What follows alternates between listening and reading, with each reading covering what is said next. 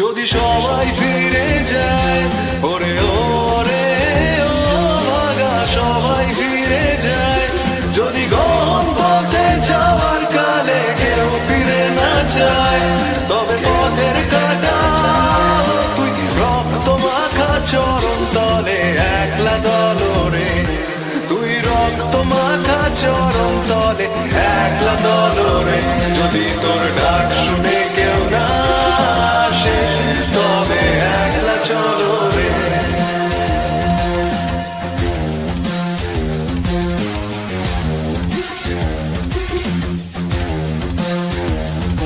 যদি আলো না ধরে, ওরে ওরে ও ভাগা আলো না ধরে, যদি ঝড় বাদলে আধার রাতে দুয়ার দেয় ঘরে, তবে বজ্রানলে আপন বুকের পাঁজর জ্বালিয়ে নিয়ে একলা চলো রে, আপন বুকের পাঁজর জ্বালিয়ে নিয়ে একলা চলো রে, যদি তোর ডাক শুনে কেউ না আসে তবে একলা চলো রে।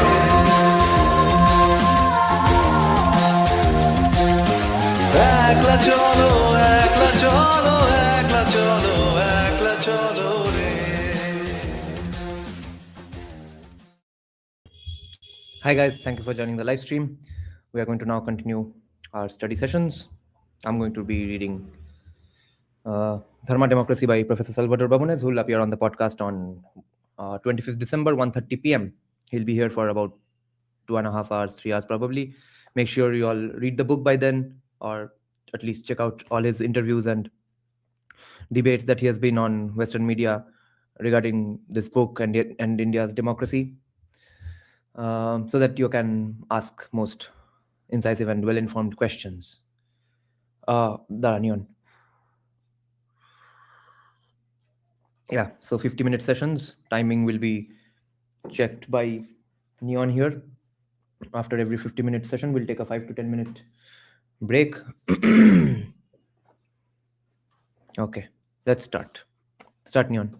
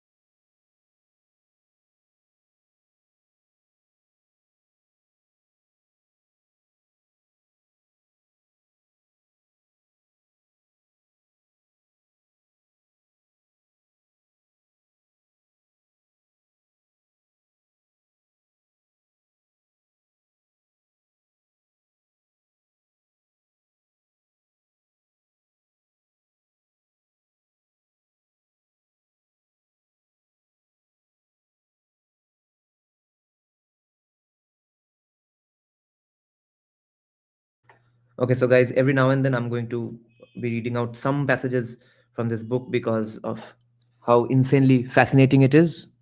This is one such passage, okay? Interestingly, the VDEM media indicator for which no validation is possible is the one on which India performs worst, which is media self-censorship. The media self-censors everywhere in the world, and although it seems incongruous that VDEM rates self-censorship as quote-unquote common in India while being restricted to quote-unquote a few highly sensitive political issues in Pakistan, Only those journalists who are self-censoring can know for sure. Listen to this now. Social scientific research based on interviews with top mainstream journalists in Pakistan suggests that the situation there is much more dire than reflected by VDEM. And although there is a large academic literature on media self censorship in Pakistan, there is no equivalent literature regarding India. I don't know if there's an ebook. Shudip, check it out.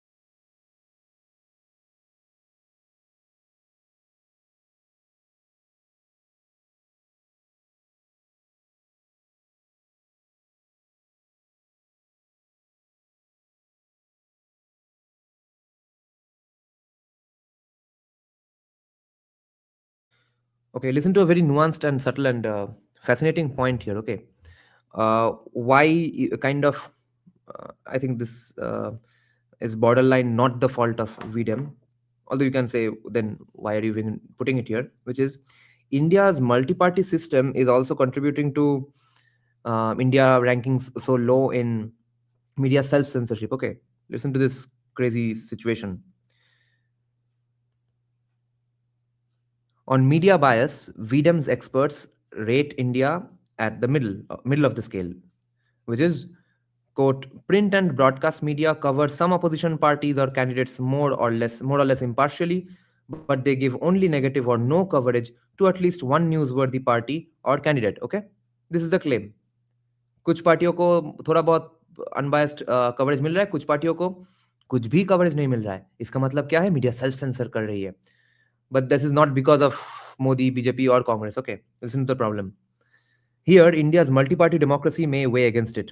In a two-party system like that found in the United States, there are only two clearly quote unquote newsworthy parties, and thus there is little scope for bias to affect the way that experts answer a question like this. But in India, experts who support fringe parties, those specific experts who have been consulted by VDM, who might be supporters of fringe parties, can always reasonably believe that their quote unquote newsworthy parties are being excluded from coverage, even if the two major parties, the BJP and the INC, receive equal time. Namaskar, we basically humanoid.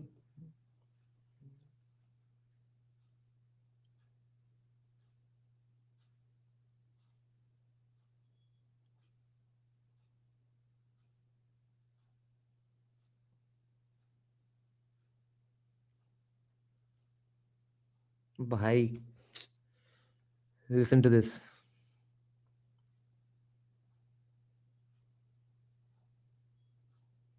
VDM's experts agree that in India, quote, major media represent a variety of political perspectives, but they systematically ignore at least one political perspective that is important, end quote, okay? Which perspective do they ignore? The experts aren't asked. But for passing over marginal perspectives, which are considered by the experts as newsworthy, the Indian media are relegated to number 130 in the world.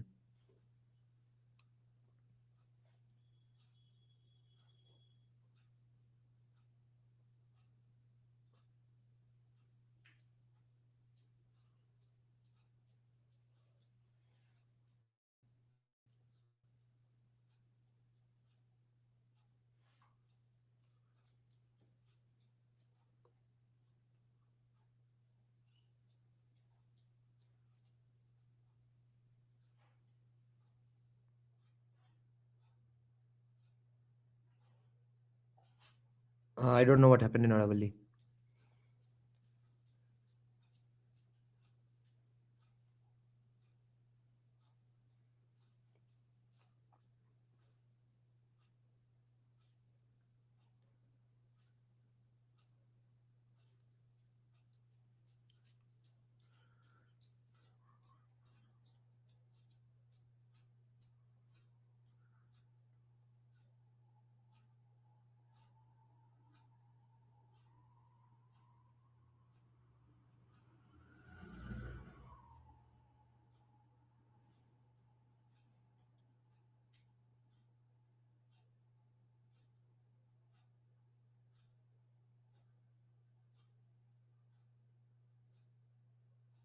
Whatever the objective truth of India's ranking of number 138 in the world, it seems inconceivable that India, with the only free media in the region, is the worst country in South Asia for government critical reporting. India is ranked the worst country in South Asia for government critical reporting by VDM, which is the only country which has a free press.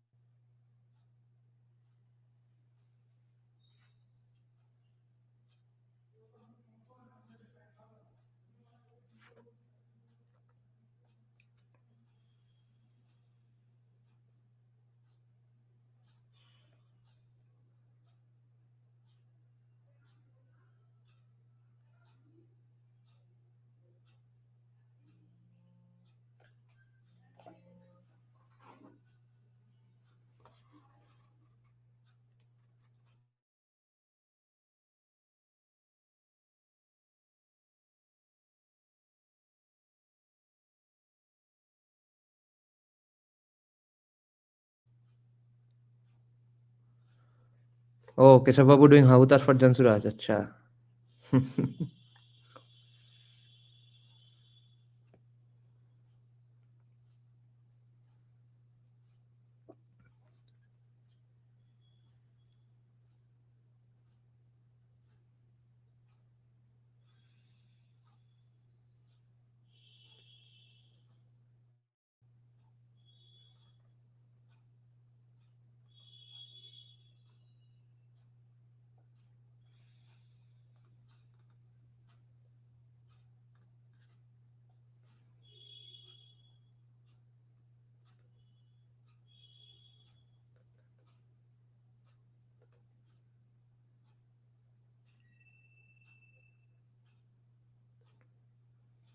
This point, though, I think a lot of people know already. Bhavanas ji has mentioned this elsewhere as well. The claim that India is a dangerous country for journalists originates in statistics compiled by the Committee to Protect Journalists, CPJ. According to CPJ data, 43 journalists were killed in India over the period 2001 through 2023. That gives an annual rate of 1.3 people, or 1.3 journalists per billion people per year, which compares very favorably to the 9.5 per billion rate in the rest of the world, excluding China, which is not even covered by CPJ data. Wow, wow, wow, wow. India is safer than the United States, where the rate of journalist killings is 1.6 per billion per year, comparing the 9 full years of INC rule before Modi came to power, 2005 through 2013, to the 9 full years of Modi's BJP government, 2015 through 2023. 15 journalists were killed under the INC versus 21 under the BJP. That is an uptick, but one that still leaves India being roughly half as dangerous as the United States over the same period. And besides that, 21 under BJP might not all be from BJP ruled states.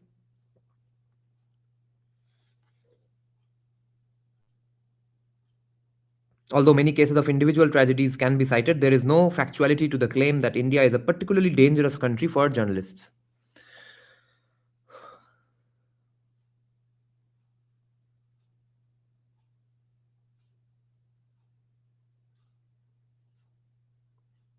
Now, academic freedom.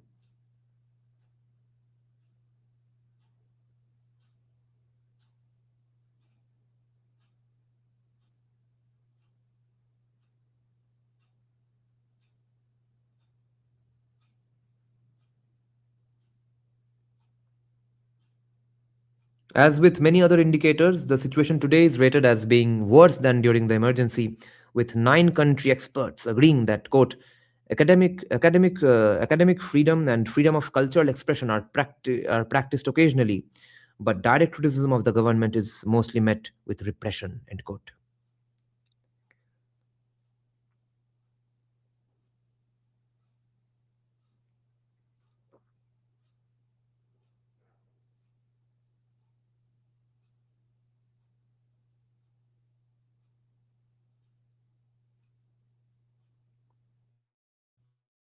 It might seem extreme to anyone familiar with Indian academia to place it on the second lowest out of 5 rungs, ranking academic freedom in India below that in Hamas administered Gaza, Chinese administered Hong Kong, military ruled Thailand, and communist ruled Cambodia, to say nothing of neighboring Pakistan.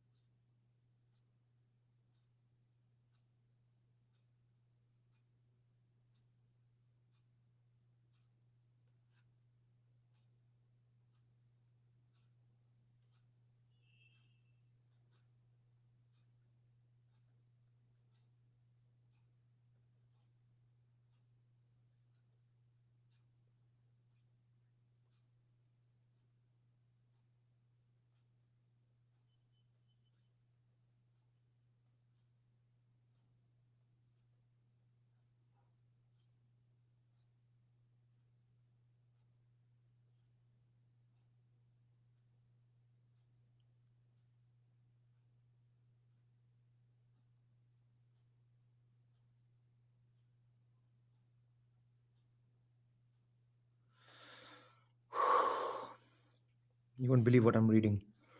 Fantastic. Okay. Sorry. I just remembered I have to ask Academic Man if he can also join the podcast. Wait. With Professor Babunes, I'll just drop him a text.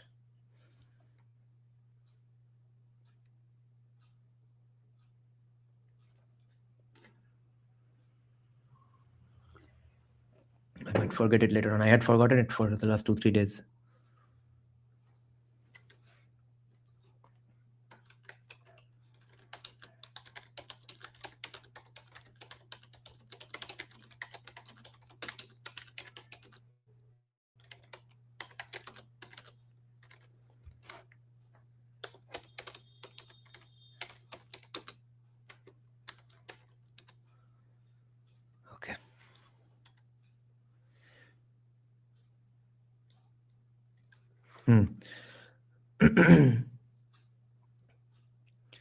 দাদা জেএসডির বুকটা পড়ছি, apparently the commie is called Deruvar as a, yeah, see, Deruvar is not an extremist right-wing fascist, but Deruvar is not a legit sociologist also. That Ghent school is not taken seriously anywhere. They have their own machinery, they live in their own world, you can't use their stuff in mainstream discourse. Listen to this section.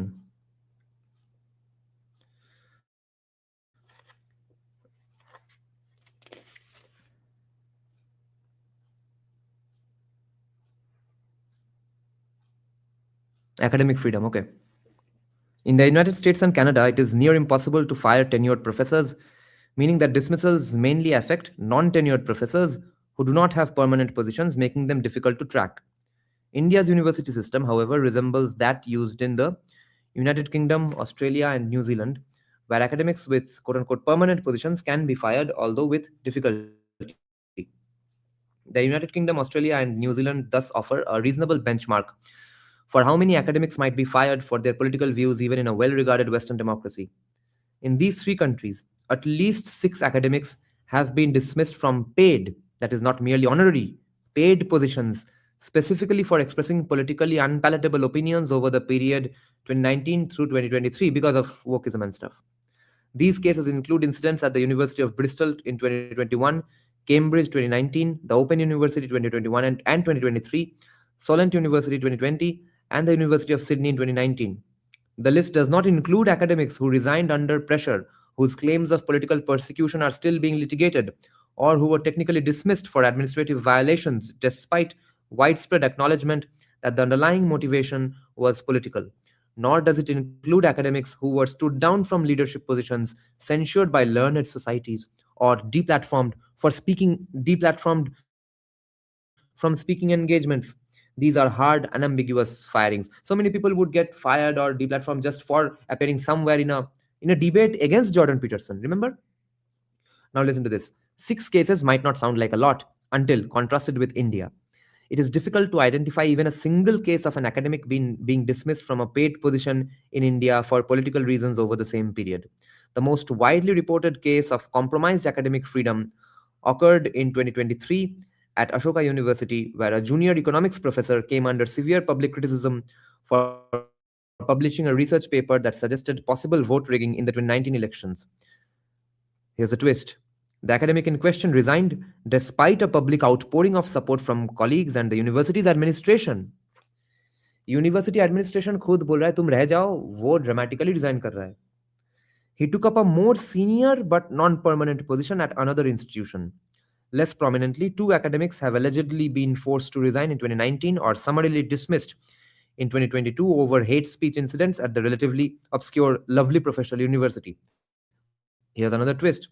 The founder and chancellor of this private university is a senior opposition politician. And one academic was dismissed from the Madras School of Social Work in 2021, but it is not clear whether he was fired for his politics or as he himself claims, for gossiping with colleagues about his managers. Yeah, Balagangadhara is the head of the Ghent school in the world of sociology, caste, etc. I don't find that relevant at all. And even if you found that relevant, even if you actually believed it is really solid research, you won't be able to use that in any mainstream sociology discourse or social science discourse anywhere in the world. Ghent school is not taken seriously.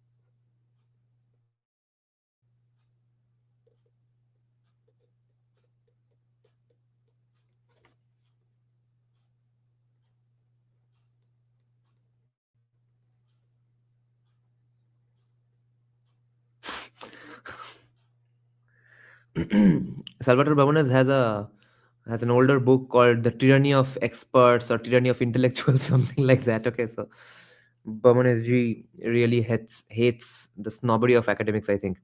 So listen to what he's saying here. The Madras incident was the only case of an academic firing identified by the political scientist Neerja Gopal Jayal in a major review of academic freedom in India published in 2023 and covering incidents through mid 2021. Jayal taught at JNU for 35 years before moving to London, where she holds professional chairs at King's College and the London School of Economics.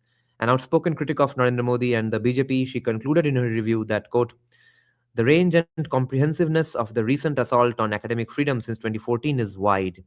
From the politicization of appointments of heads of universities and even faculty appointments at every level, to constraints on the freedom to teach, research, and disseminate knowledge both in professional circles and in the public domain, to threats to campus integrity by vigilante intimidation and violence directed at students and teachers. End quote. Now listen to what Bhavanas says. These are all serious allegations, but they are the kinds of allegations that academics make in every Western democracy.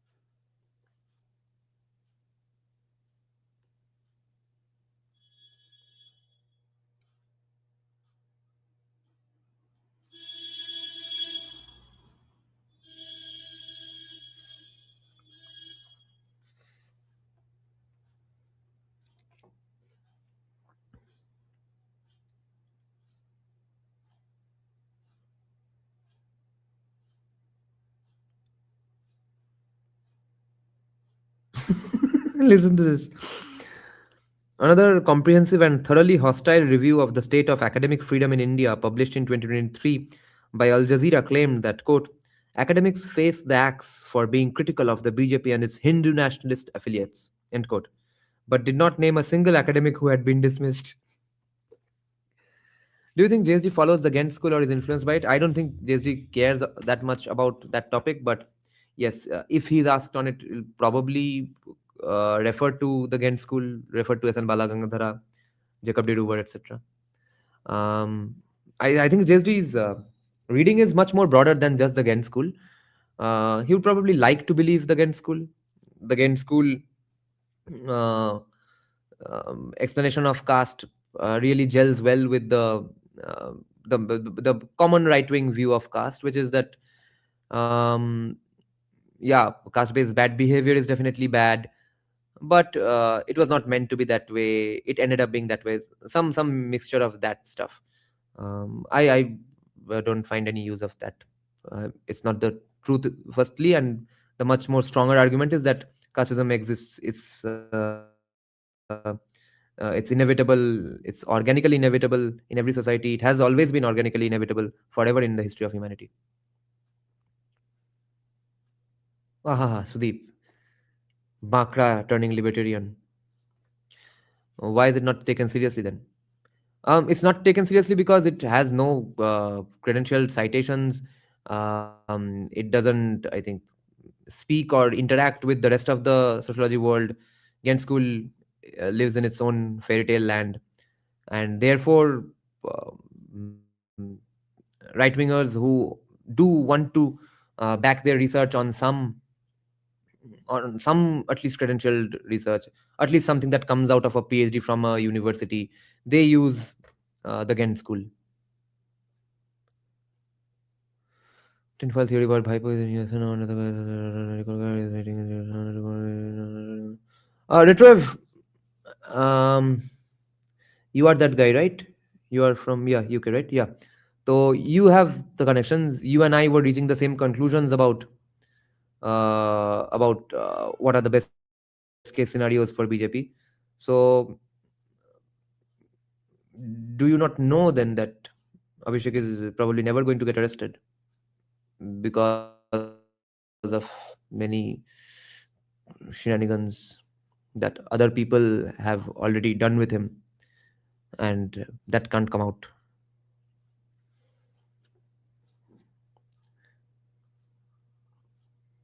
So just like a bit of wishful thinking with no foundational logic or proper. Yeah, exactly. And that wishful thinking is very nice to hear. It's well-meaning, but it's not real, and it's definitely not based on real stuff. Yeah, that's the conclusion, Yon. You can, okay, I can suggest you one nice thing. You, if you want a total gist of the Ghent school, the gist is actually given in Professor Kaushik Gangopadhyay's book Majoritarian Myth, in the end of the book. Okay, when you passed your undergrad and which subject, and you are studying which book and what? First of all, I'm a college dropout. I studied journalism for 3 years. I dropped out on the day of the final exam because of uh, some ego issues between me and the college. And the book I'm studying right now is Dharma Democracy by Professor Salvatore Babones, who's going to appear on my podcast on 26th. That's why I'm finishing the book. Yeah, even when I just read up on it, I just thought, yeah, I would like that to be true. Yeah, you like that to be true, but it's not true. Gista bolo ektu. Ekhon I can't right now. You all have the majoritarian myth, right? Check that out. At the end of the book, there's a gist. Kaushik Gangopadhyay is a huge fan of uh, is a huge fan of the Ghent school, so he puts that research up. Dropout final day, yes. Conclusion with Bhaipo. Nah, that stuff we cannot say ever. You'll never know the fuck up that has gone on. All I can guarantee you is this: he will never get arrested. And the reason is not that the entire Bengal, entire state will burn, etc. That's not the reason. And even if he gets arrested, it will be a complete eyewash. He'll have a gala time inside jail for the few fucking weeks that he goes in.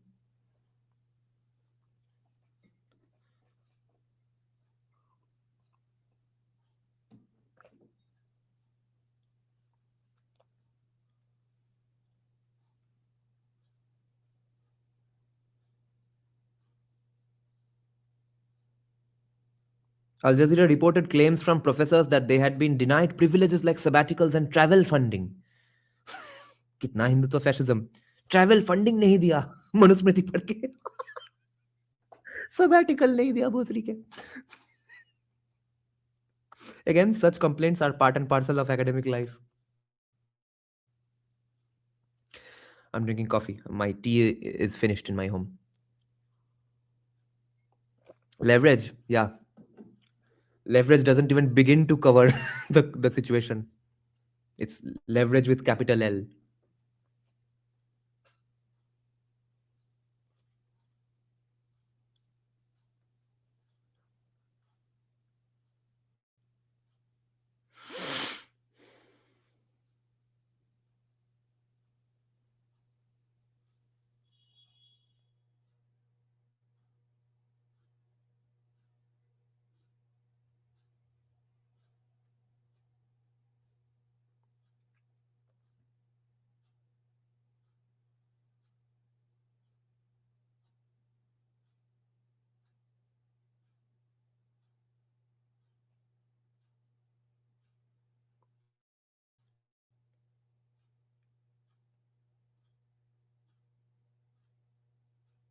आहा, क्या क्या बढ़िया argument है भाई, सुनो ये. बबनेस बोल रहे हैं कि देखिए, it is true that absence of evidence is not evidence of absence of a situation, right? Just because you don't have evidence of academics getting harmed in India does not mean that therefore no one is getting harmed.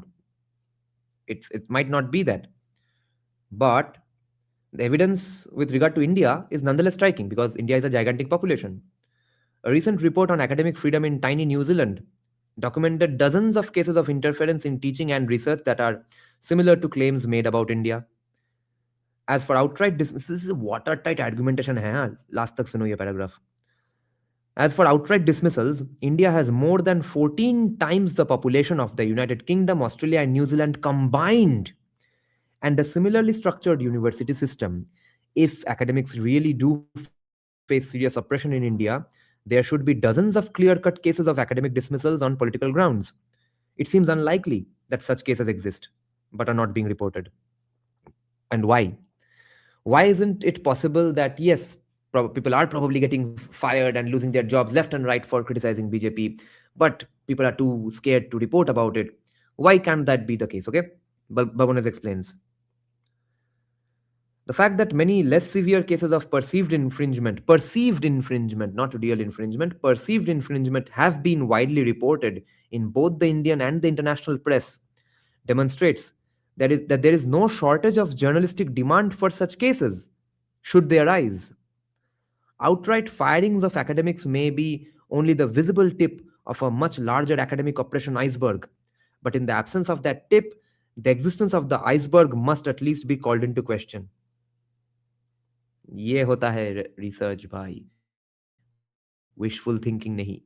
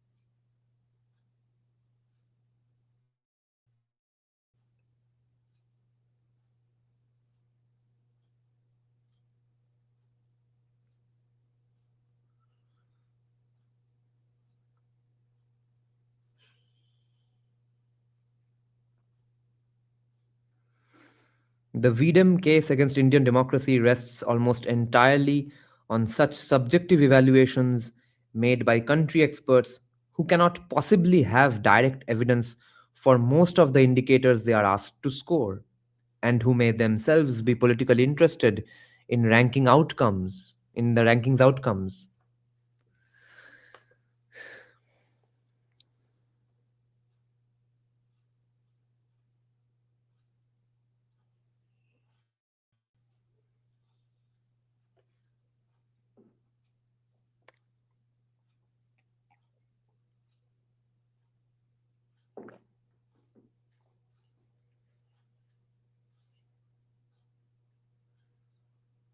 Okay, guys, Bhavan is just called claims made by the VDEM salacious claims. The publication of salacious claims about the decline of Indian democracy has become something of a cottage industry among political scientists. A cottage industry? Salacious claims. I'll have to ask him. Then why do you call it state of the art and sophisticated?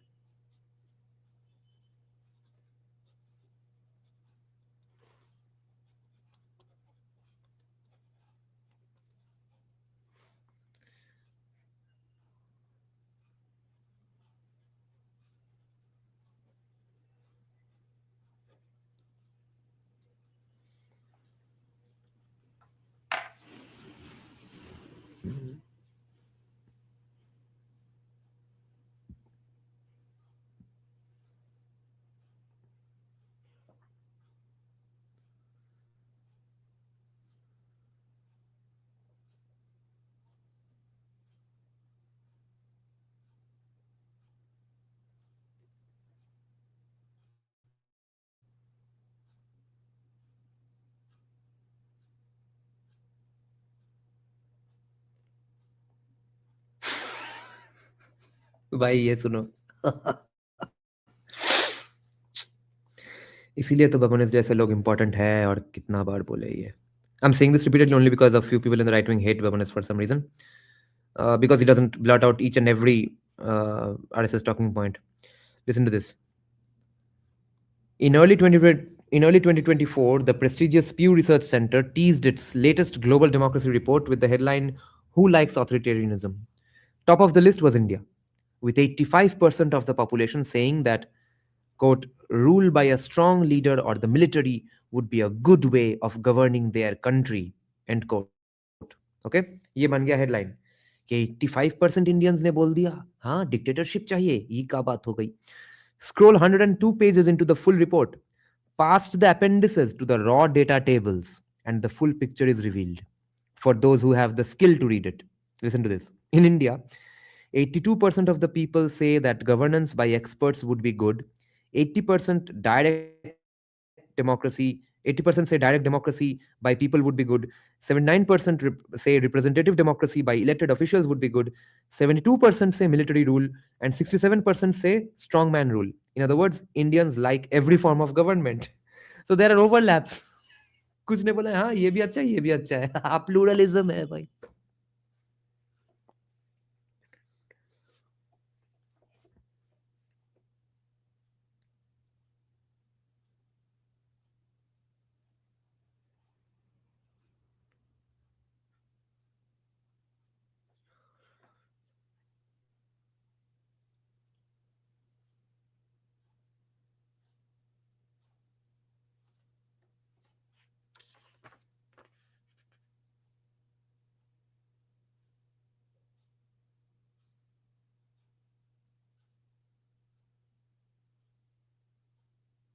सुनो भाई, स्केदिंग water tight criticism क्या होता है?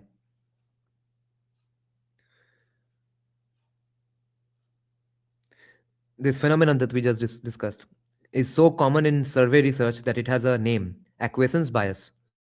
Pew actually warns about it on its own methodology page, advising against the use of agree disagree questions, especially among less educated respondents and when a survey is conducted in person, and recommending that a better practice is to offer respondents a choice between alternative statements. But instead of informing readers that in India, a relatively low education country where the survey was conducted in person, which are red flags, the high number of people agreeing to military and strongman rule likely reflected nothing more than acquiescence bias. Pew combined the two categories into a new indicator it called support for authoritarianism. It did not bother to report that its own data showed that these were the two least favored types of government among the five offered.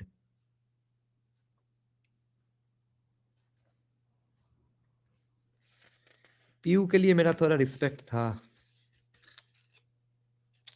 क्या क्या हरामी लोग हैं। तो देखो 5 option दिए गए थे। Governance by experts, direct democracy by people, representative democracy by elected officials, fourth option था मिलिट्री रूल और स्ट्रॉन्गमैन रूल। तो सबसे नीचे 72% ने बोला मिलिट्री रूल, 67% ने बोला स्ट्रॉन्गमैन रूल। मगर overlappingly same people must have said other forms are also good, because 82% people say governance by experts, 80% say direct democracy, 79% say representative democracy. PU ने 72% मिलिट्री रूल और 67% स्ट्रॉन्गमैन रूल को मिला के भोसरी वाले ने बोल दिया कि 85% Indians want dictatorship.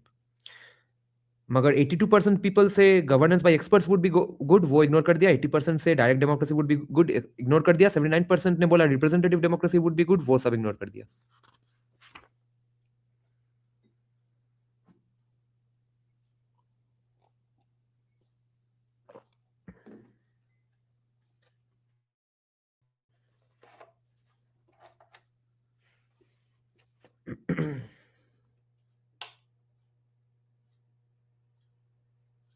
Hmm. Dabanas is echoing my thoughts on Pew a little. That Pew's technically precise but substantively mendacious approach to reporting Indian quote unquote authoritarianism is mirrored in VDEM's approach to reporting Indian quote unquote autocracy.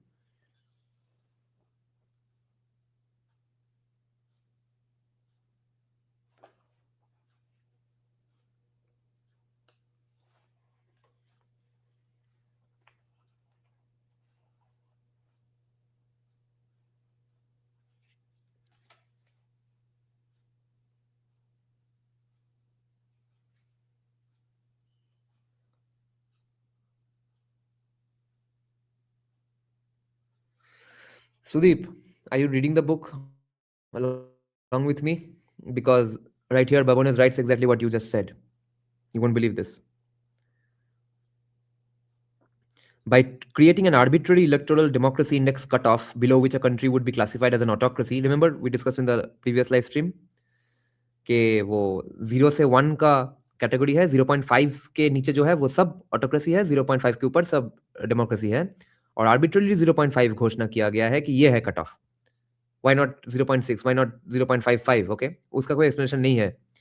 Now, uh, by doing this, VDEM was able to classify India as an autocracy, starting with its 2021 reports, backdating India's slide into autocracy to its 2019 elections. Why would that matter to VDEM? Because by classifying India as an autocracy, VDEM was able to publish the alarming statistic that, quote, autocracies are home to 68% of the world's population, end quote. If that meant putting democratic India on a par with totalitarian China, so be it. The numbers don't lie, Sudeep. Now, the numbers don't lie, and they help VDEM justify its continued funding by seeming to substantiate its ever shriller warnings about democracy in decline. Babon is saying funding के लिए alarmist claim करना है, इसलिए ये चुतिया पकड़ दिया.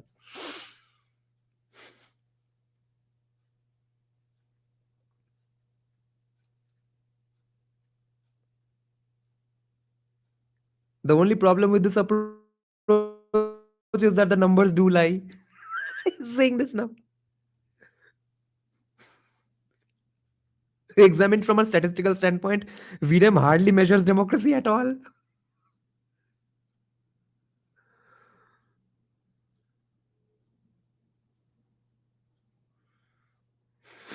क्या क्या धोती खोला वीडियम का.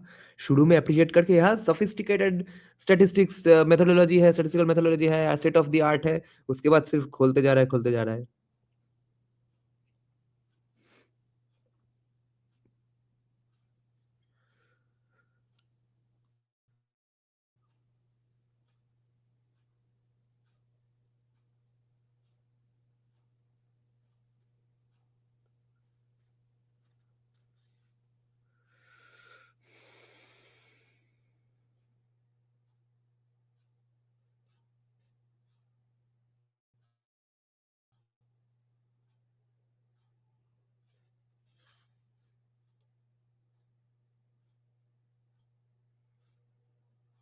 My God, he is getting into insanely controversial territory. Fuck. ये बुक पढ़ लो भाई, पढ़ लो. Listen to this point.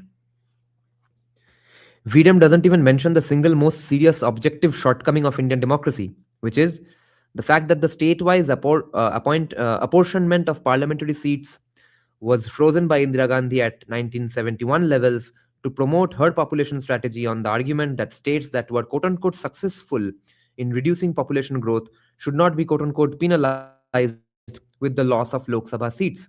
India's relatively wealthier southern states have always had lower fertility than its northern ones, and in deference to their sensibilities, parliamentary representation has remained frozen ever since.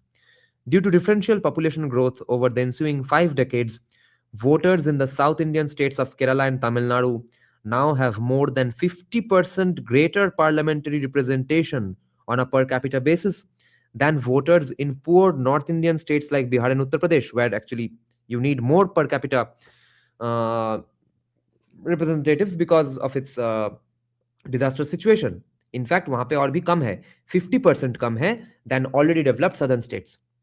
One can only wonder if it is not discussed because the discrepancy strongly disfavors the BJP. ये major flaw of Indian democracy discuss नहीं हो रहा है क्योंकि इससे BJP को कोई help नहीं मिलता है.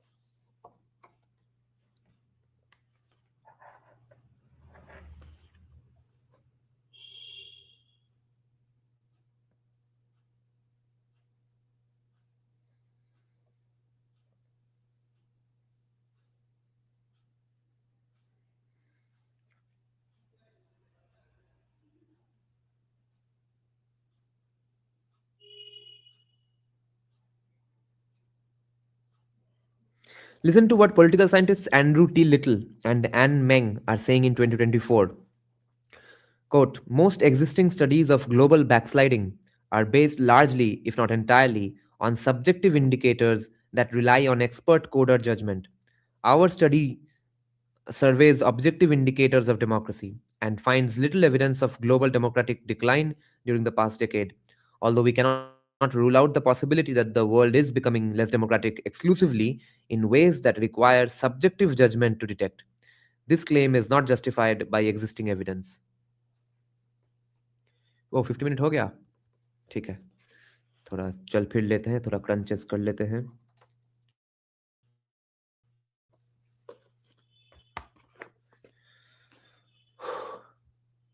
See you in 5 minutes, guys.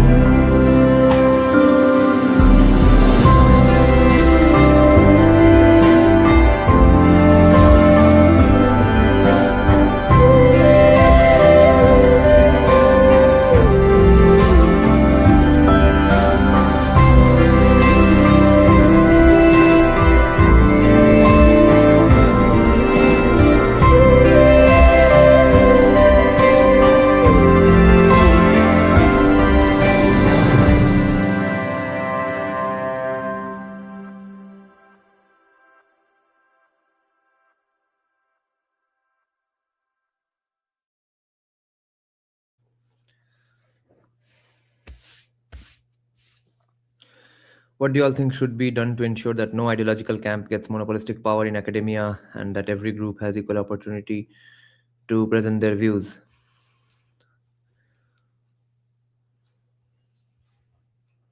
Ideally, private university, private colleges should ban student unions, and it's their right to not have unions. Government colleges, though, private colleges don't have unions already, right? Government colleges. Oh, you mean in academia, not students' unions, right? I thought you were discussing the previous topic. Monopolistic power in academia. This cannot be ensured by just a central government because international demands and fundings will be required. So it's best that central governments hire both kinds. Government intervention needs to be prevented in academia. Well, government is going to fund it, so they are going to intervene implicitly. It's evident. Best would be government if government completely gets out of academia. String theorists have taken over physics research. Yes. Have you, Sudeep, heard of who's the senior Weinstein guy among the two brothers? Brett. Brett is the younger one, right? Harvey is the no. Harvey is the other. Yeah. Eric Weinstein. His theory is that uh, s- string theorists were pushed to the forefront by mysterious people like the deep state and stuff, so that physics research halts and so that no one makes another atom bomb like stuff. So keep playing with string theory, which is not never going to get proven. Check out his theory on string theorists, string theory research. He says that last 75 years physics has not theoretical physics has not given us anything.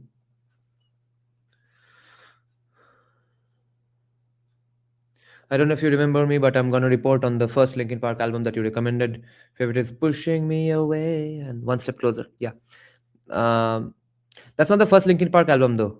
Do you mean it's the first album of Linkin Park that you are listening to? Because it's the second album of Linkin Park. It's Hybrid Theory. Their first album is Meteora. One Step Closer was all of our favorite songs, along with Numb and In the End.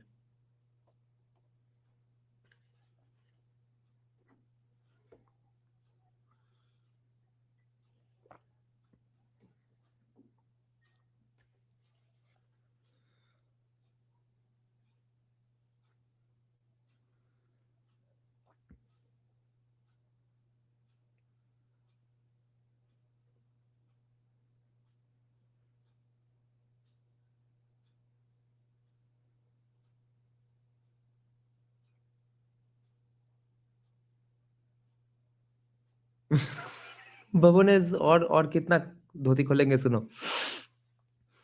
The situation with VDEM is even worse because even its objective indicators are highly suspect. तो भाई शुरू में जो appreciation था वो सब हाई वर्स था to to attract in viewers readers.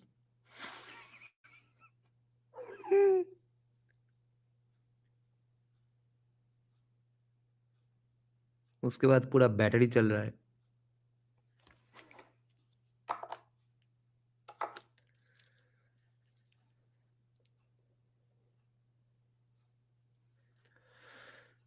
Scamming the scammers. क्या भाई. I thought he's going to be very uh, light touched in his criticism कि हाँ देखिए थोड़ा घपला हो रहा है. तो पूरा कैनन बॉल मिसाइल लेके उतरा है और शुरू में थोड़ा क्यूट से बुला रहा था. चॉकलेट वॉकलेट दे के बुलाया फिर.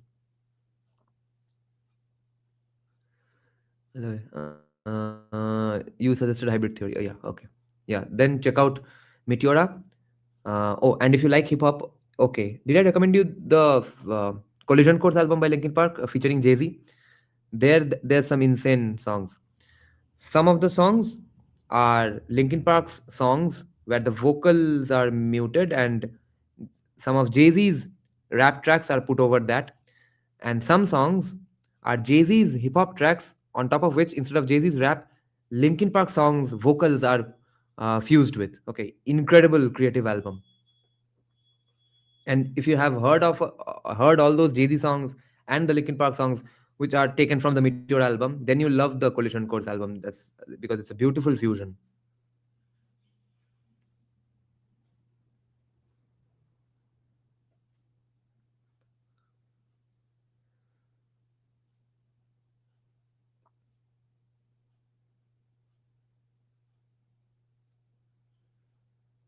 But if you listen to the Meteor album, you must listen to the entire album. Last 3-4 गाने जित उतना ही औसम है जितना फर्स्ट 2-3 गाने हैं.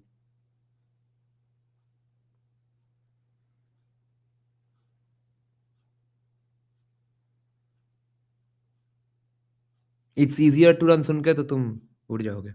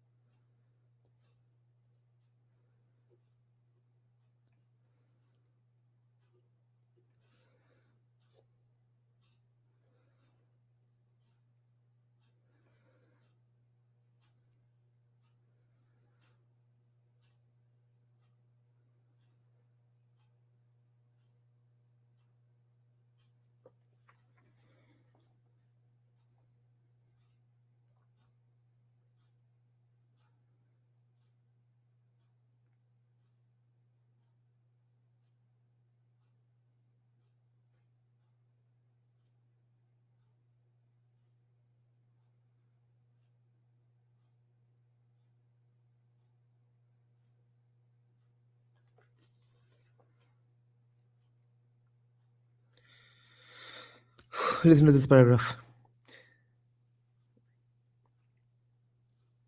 The two objective component indices calculated by VDEM, covering universal suffrage and elected leaders, are coded in purely pro forma terms.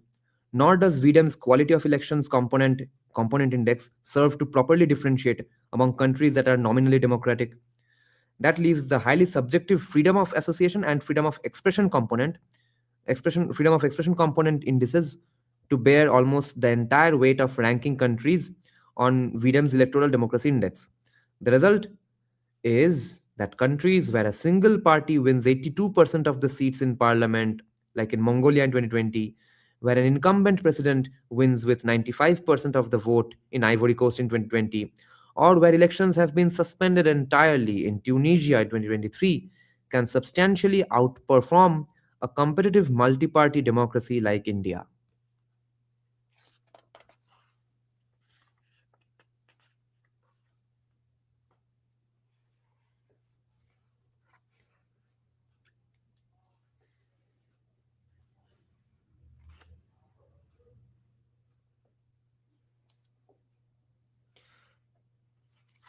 पापा roach, अच्छा.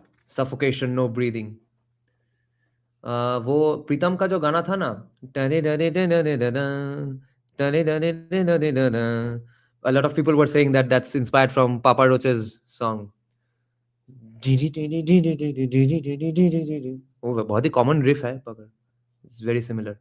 Which song is that? Suffocation, No Breathing by Papa Roach, right? Cut My Life into Pieces, yeah. That's the Papa Roach song.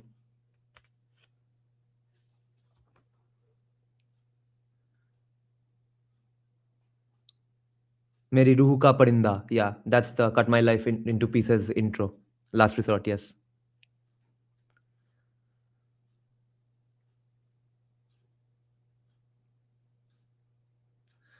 when we were in class 7, 8, 9, 10, up until even class 11 and stuff, these songs were the rage in all high school band competitions. TTIS में सब कोई green day और पापा रोज cover करता था क्योंकि वो सब इजी था ना गिटार में कवर करना. Linkin Park, green day and Papa Roach. These were the staple. Some bands were there, like from some schools. No, wait. This paragraph is about to get over. I'm getting very sleepy. This chapter is about to get over. Then we'll discuss a bit of music. Then I'll go off to sleep. कल सुबह से first half में music arrangement को लेकर बैठूंगा while keeping up the this study with me live streams, and फिर शाम को बुक्स लेके बैठेंगे. उसके ये हो जाने के बाद I'll discuss this a bit.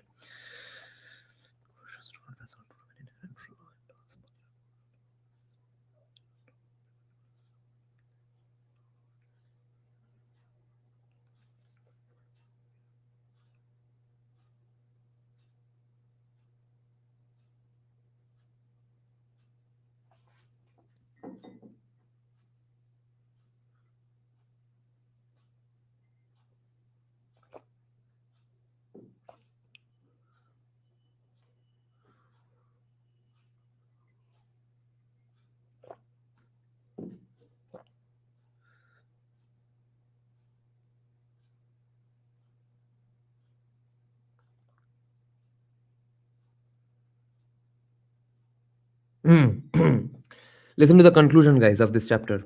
Beautiful. आंखों में थोड़ा आंसू भासू भी आ जाए तो don't be surprised. थोड़ा टिश्यू विश्यू लेके बैठो.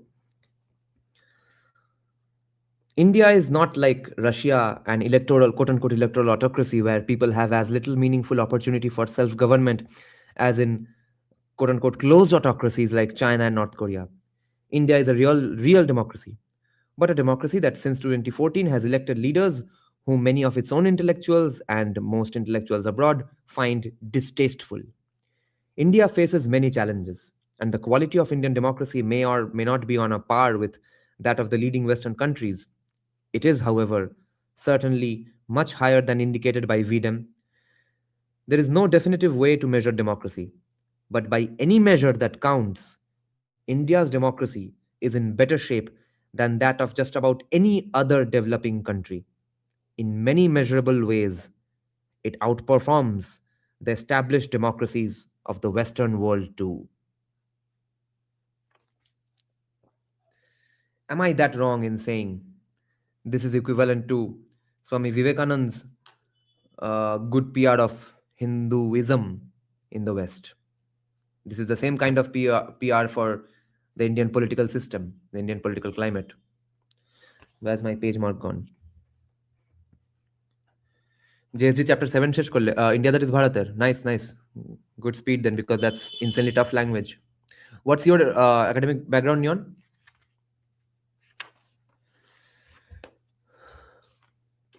I like classical, Western and Indian both.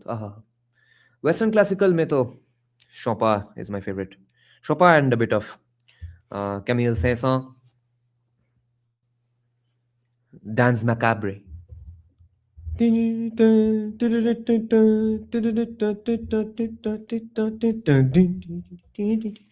Economic stat student, I see. Yeah, Chopin. Chopin's Funeral March is my favorite. Want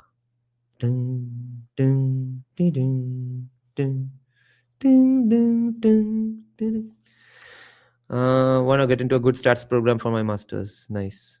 Are you going to get into ISI and stuff? Because we'll need good stats people if we want to fight this kind of bullshit. कोनो एक दिन दादा फिर से कभी नीरजा की याद आए तो एक बार करना. I have the page and paragraph you stopped in. Yeah.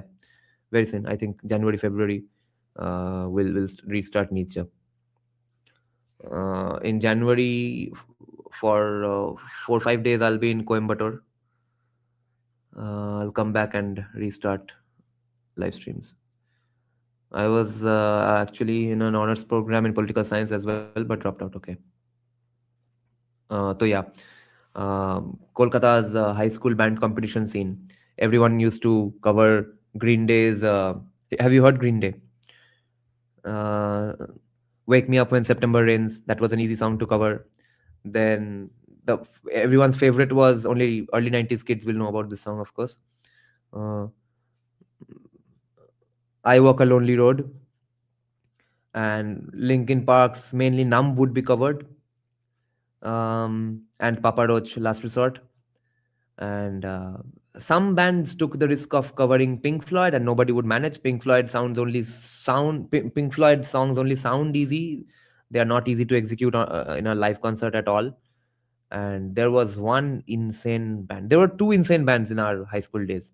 One was from South Point. South Point has had a good history of producing good rock bands. The Bangla band Insomnia, whose spin-off lineup is the band Project Maya, who do rock versions of famous Shama Songits, all the Ramprasadi songs, etc.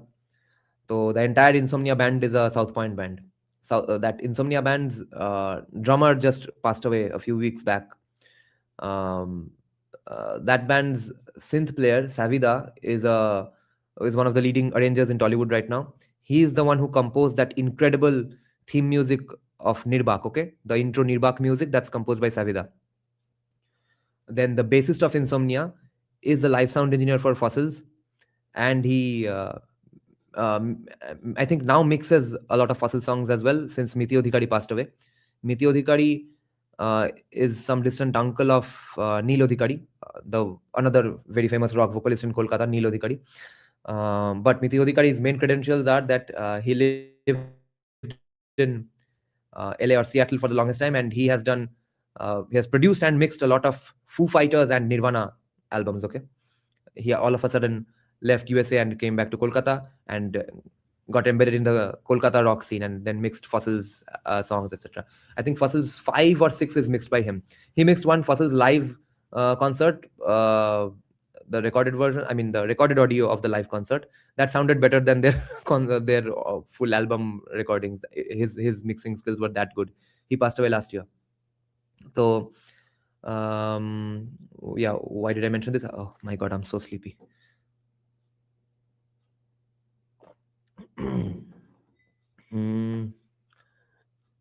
Yeah, so South Point, yeah. Then, so after Miti Adhikari passed away, now his name is what? Oh, I forgot his name. Holy shit. He's a phenomenal sound engineer, that bassist of Insomnia.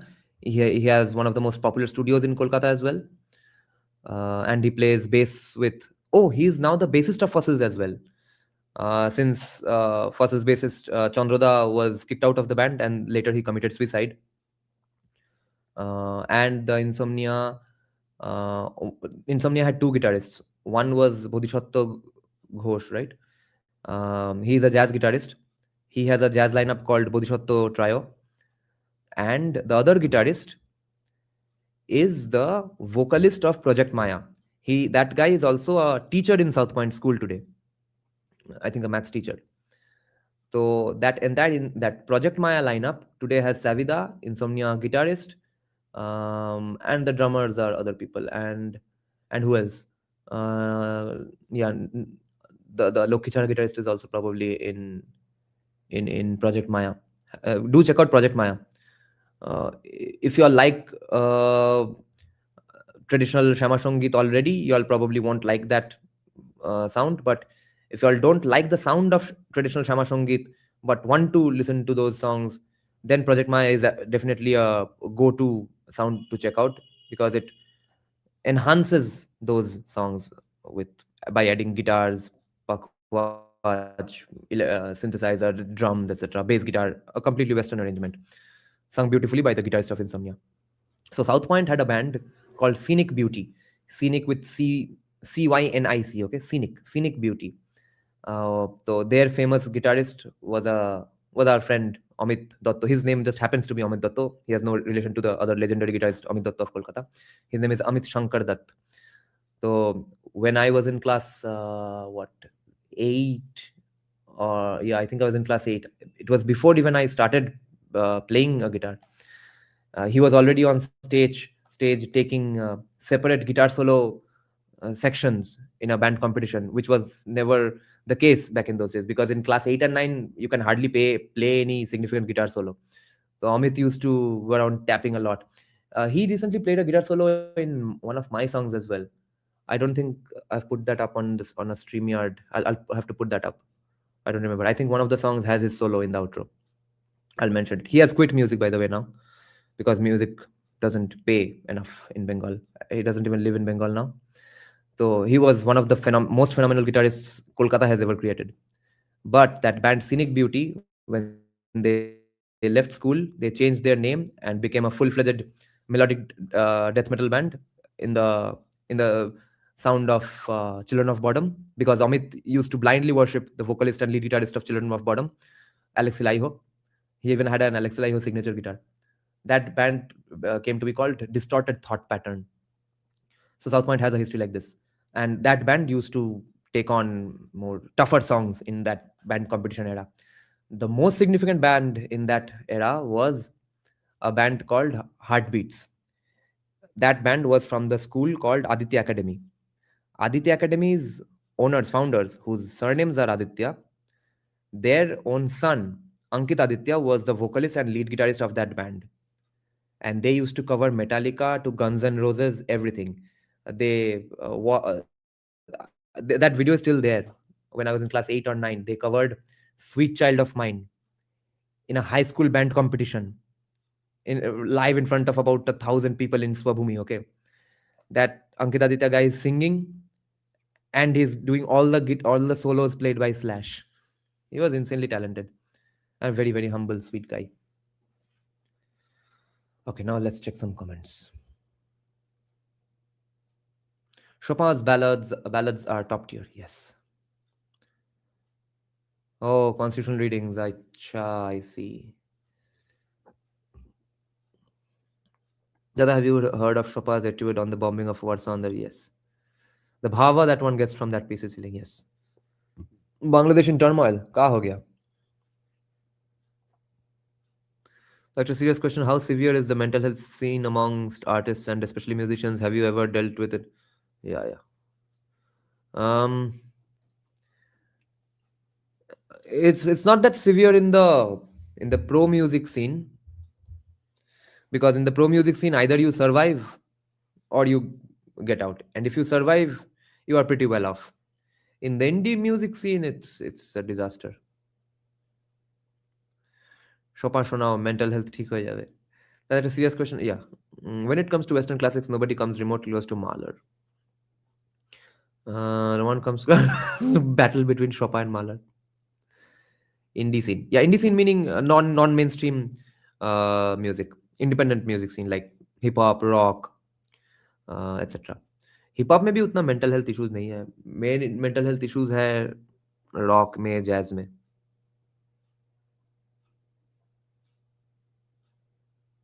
What happened in Bangladesh? I'm illiterate when it comes to classical stuff. If you are illiterate when it comes to classical stuff and you want to get into classical, your best gateway would be Hans Zimmer. Check out any Hans Zimmer score. He has enough classical influences anyway. But the movie that makes Hans Zimmer sound like a completely pro 16th, 17th century, 18th century classical composer is Da Vinci Code. So listen to the entire Da Vinci Code soundtrack someday while working. It will change your life. Like Slipknot said in one of their songs, give me a minute and I'll change your mind. Give me a bullet and I'll change your life. Listen to the Da Vinci Code soundtrack, bro.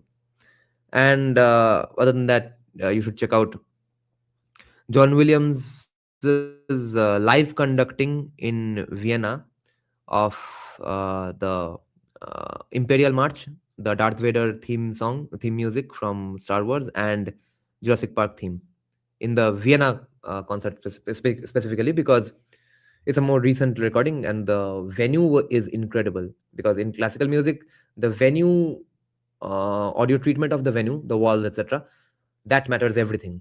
The quality of the instruments will be completely dependent on the walls around it, how much the sound waves of the instruments get reflected from the walls and then get recorded back into the mic. Okay, the room is everything for a Western classical orchestra.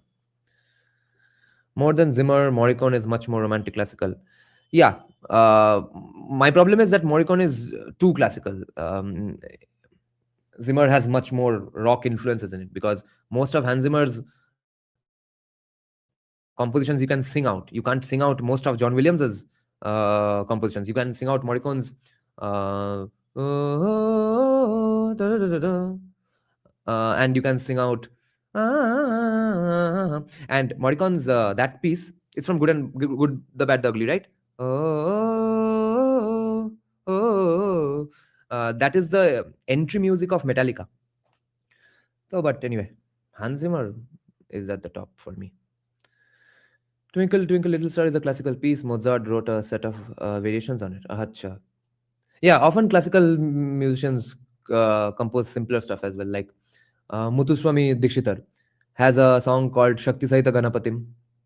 I covered that when I was first becoming a fan of Carnatic Classical. I was in first year or second year in college. That cover is still there in my NEERAJAN music channel.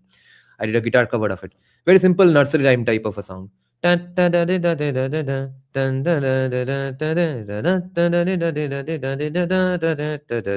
almost sounds Western classical, but at that phase, all the most all the most forefront Carnatic composers were experimenting with Western compositions as well. It was a very weird time.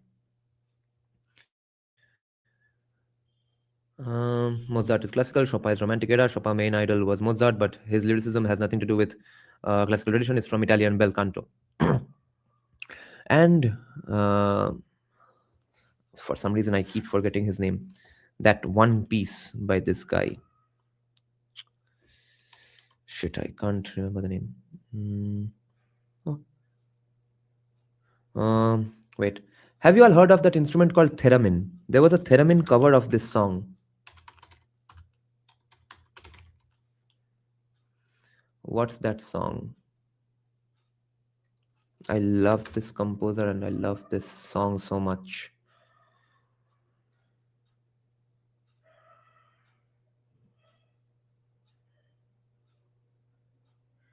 Claude Debussy, yes. Claude Debussy's That Piece. Which is his most famous song, guys? Claude Debussy's?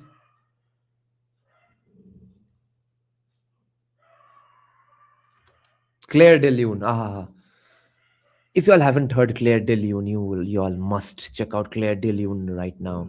And especially if you can, check out a theremin cover of Claire de Lune. What a weird instrument. Hey, চুপ করে বস max max এই এদিকে আয় চুপ করে বস ভবু করতে যেতে হবে না যাও ঘুমিয়ে পড়ো Where does Tony Kakkar rank? No, Tony Kakkar is a very good hip hop pop producer, but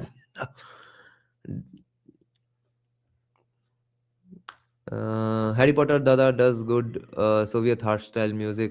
That October Revolution was top tier. Mozart is classical. Although you can sing a lot of John Williams pieces. Harry Potter is one. Some pieces from Star Wars. But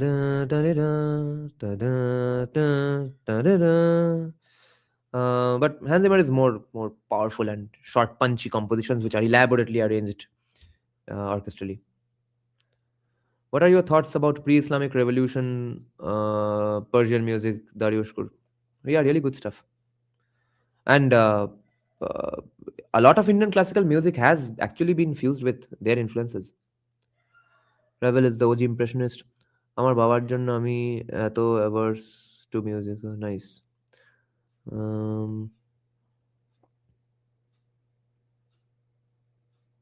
It's 1:30. Okay then, I'll leave now, guys. See you all tomorrow. Bye bye. Good night.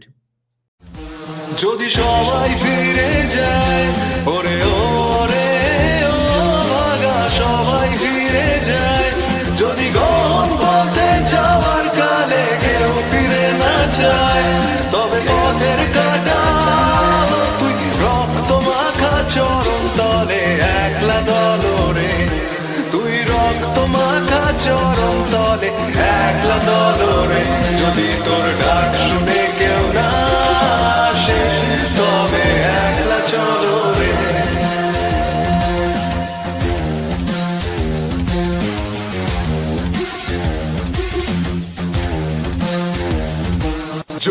আলো না ধরে, ওরে ওরে ও ভাগা আলো না ধরে, যদি ঝড় বাদলে আধার রাতে দুয়ার দেয় ঘরে, তবে বজ্রা নলে আপন বুকের পাঁজর জ্বালিয়ে নিয়ে একলা চলো রে, আপন বুকের পাঁজর জ্বালিয়ে নিয়ে একলা চলো রে, যদি তোর ডাক শুনে কেউ না আসে তবে একলা চলো রে।